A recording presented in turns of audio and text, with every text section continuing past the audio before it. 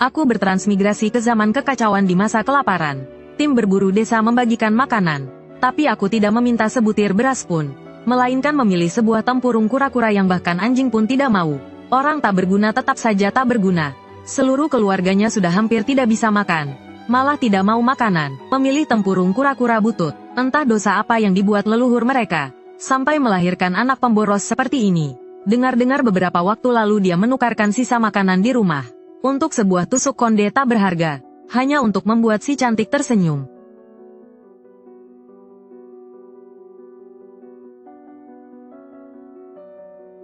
Ramalan, keberuntungan kecil.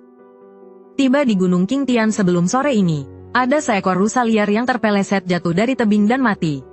Ramalan, biasa. Perangkap pemburu berhasil menangkap seekor kelinci liar. Ramalan, sangat sial. Dini hari ini akan ada seekor harimau ganas yang terluka kabur ke Gunung Qingtian.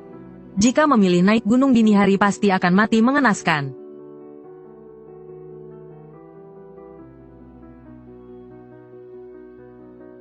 Tenang saja, mulai sekarang aku akan menebus semuanya pada kalian.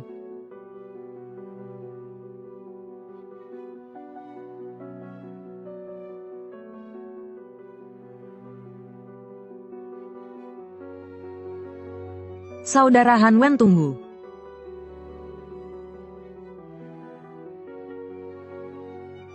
Han Wen, kamu benar-benar beruntung besar.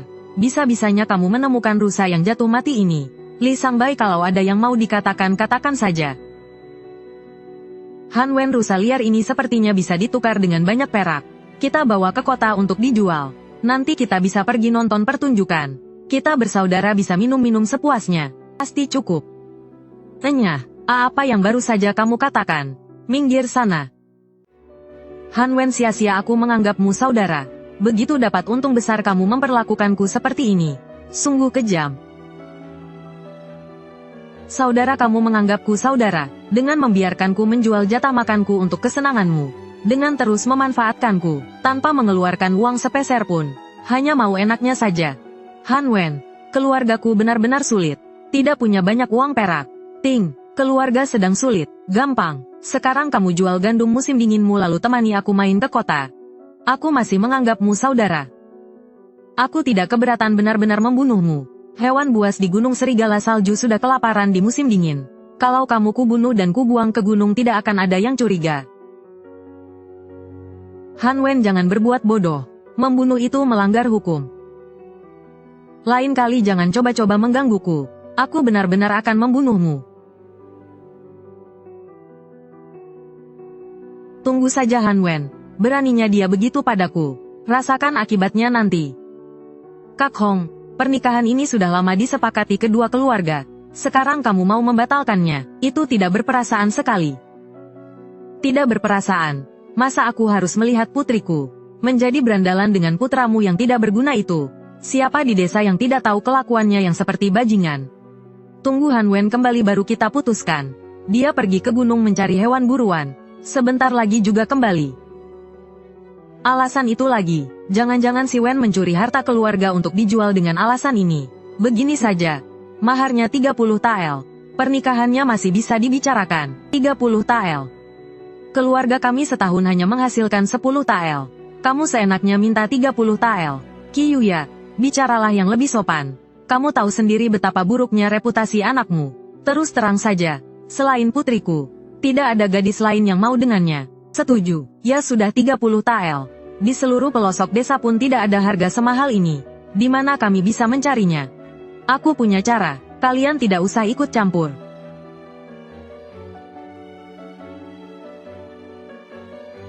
Memangnya kenapa?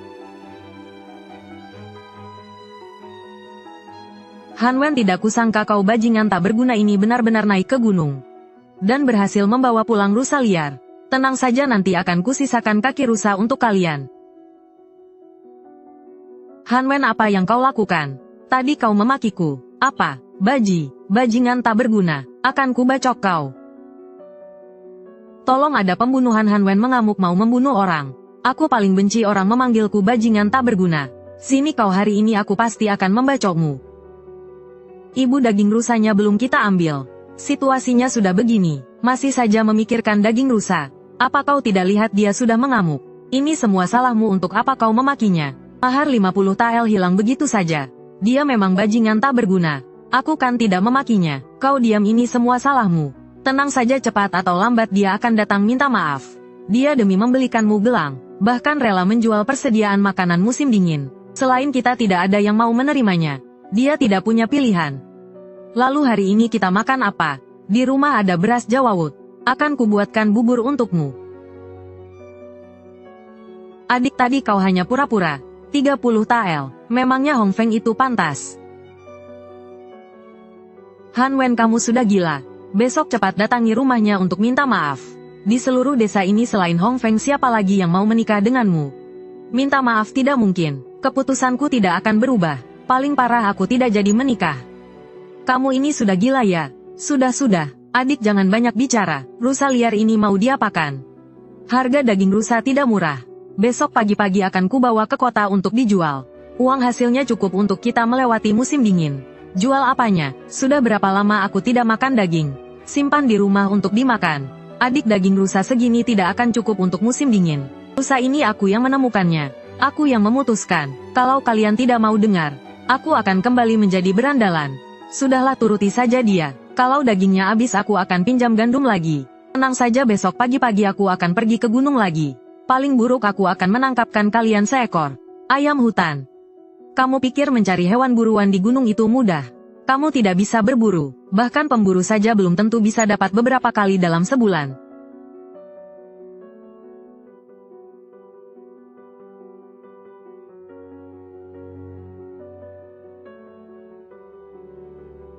Kamu sudah bekerja keras. Kakimu masih terluka. Makanlah yang banyak untuk memulihkan tenagamu. Kakak ipar, semua urusan rumah kamu yang urus, makanlah yang banyak. Kakak sulung, kakak kedua, kalian selalu baik kepadaku. Aku akan selalu mengingatnya. Dulu aku yang tidak tahu diri. Hanya menambah beban keluarga. Mulai sekarang aku akan berubah. Ayo makanlah. Kalau tidak ku makan semua nih. Bu, apa kau lihat? Han Wen, dia benar-benar sudah berubah. Tidak apa-apa Han Wen, dulu kamu memang tidak dewasa. Kakak ipar tidak menyalahkanmu. Baguslah kalau mau berubah.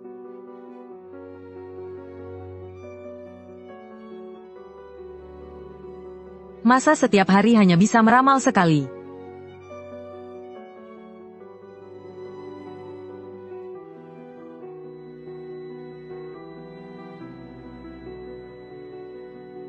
Peruntungan hari ini cukup baik. Gunung Qing ditumbuhi rerumputan. Sekawanan ayam hutan berkumpul untuk menghangatkan diri. Mungkin akan ada rezeki tak terduga. Harimau lapar semalam sudah pergi ke Gunung Langnu.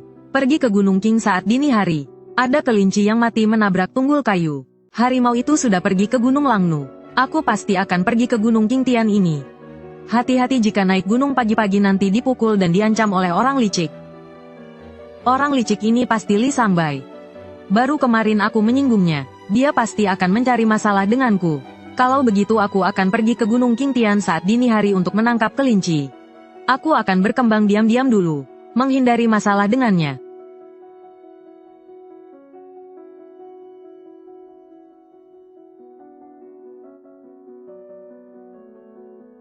Han Wen, garam di rumah tidak banyak lagi.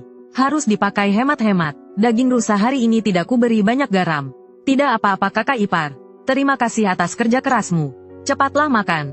Hari ini aku akan ke gunung lagi untuk melihat-lihat. Mencoba peruntunganku. Bisa selamat melewati jalan setapak liar itu sudah sangat beruntung.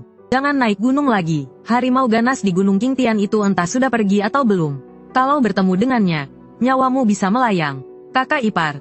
Kedua keponakanku seharusnya sudah pulang hari ini kan? Kalian lanjutkan saja. Aku pergi lihat sebentar. Sepertinya itu mereka berdua. Kakak kedua. Siapkan 2 set mangkuk dan sumpit lagi. Biar mereka mencicipi yang segar ini. Wangi sekali. Di rumah benar-benar ada daging rusa. Paman ketiga berhasil mendapatkan rusa liar. Xiao Wen, tenang sedikit. Xiao Wen, Xiao Ya. Masuk dulu ke rumah untuk makan sesuatu. Nona ini, ada urusan apa? Permisi, apakah Anda Han Wen, tuan muda ketiga dari keluarga Han Wen? Dan Nona adalah, aku dengar dari Bibi Hong kalau kau berhasil mendapatkan rusa liar. Aku ingin menukar sedikit daging. Saya Qi Yun, putri Tuan Qi. Mau dijual kenapa tidak ke keluarga Qi? Nona muda tunggu sebentar. Kaki Yuya ini terlalu banyak. Uangku tidak sebanyak ini. Tuan Qi setiap hari menjaga kedua anak laki-lakiku. Sekarang beliau sedang masuk angin. Lebihannya ini anggap saja sebagai ucapan terima kasih untuknya. Ambil saja. Seekor rusa tak akan rugi hanya karena daging ini. Terima kasih tuan muda ketiga. Terima kasih Kaki Yuya. Nona Qi tidak makan dulu sebelum pulang. Tidak usah, tidak usah. Aku langsung pulang saja. Kalau begitu biar Han Wen mengantarmu pulang. Jalanan bersalju dan licin. Antar aku sampai sini saja. Hari ini terima kasih banyak Kak Han Wen. Baiklah kalau masih butuh apa-apa, cari saja aku di rumah Hao Wen. Kamu masuk ke sini.